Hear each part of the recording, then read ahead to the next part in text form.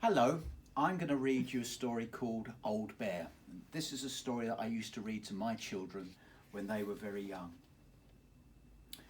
Bramwell Brown was sitting with Duck, Rabbit, and Little Bear when he suddenly remembered somebody who was missing. "I do miss Old Bear," he said. "I wish he could be with us." A long, long time ago, Old Bear was carefully put in a box. Then he was taken up a ladder to the attic. "The children's games were a bit too rough," explained Bramwell. "Old Bear was getting worn out." "I miss him too," cried Little Bear. "Let's go and get him." "But we don't have a ladder," said Duck. "We'll make a tower of bricks," cried Little Bear, "and climb up to rescue Old Bear."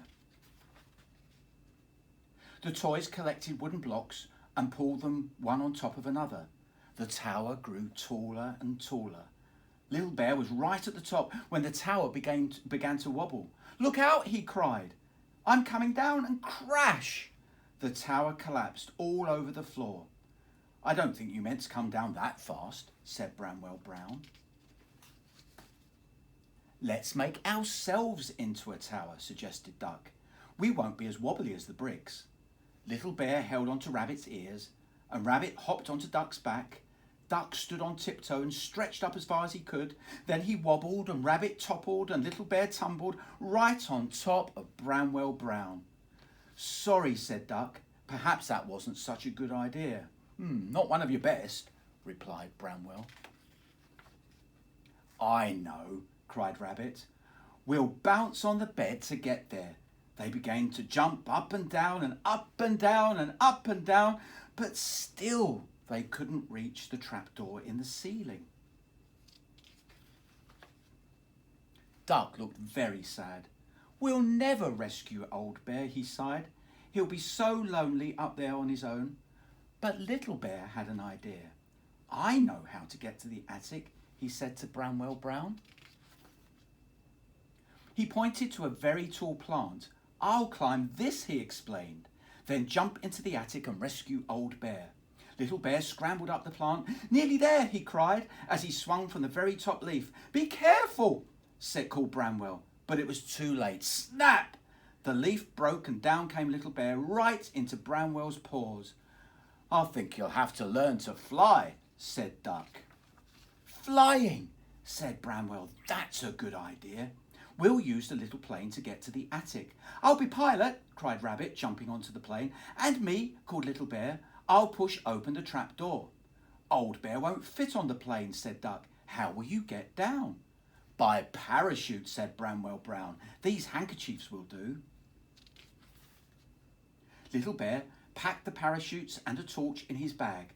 Bramwell wound up the propeller of the little plane. 5, 4, 3, 2, 1, go! They whizzed along the carpet and up into the air. They passed the trapdoor and Little Bear pushed it open with his paintbrush.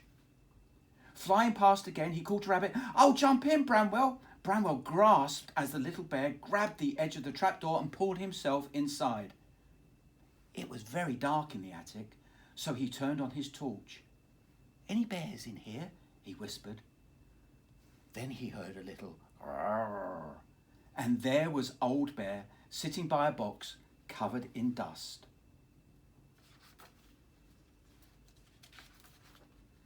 Old Bear," squeaked Little Bear. "We have missed you."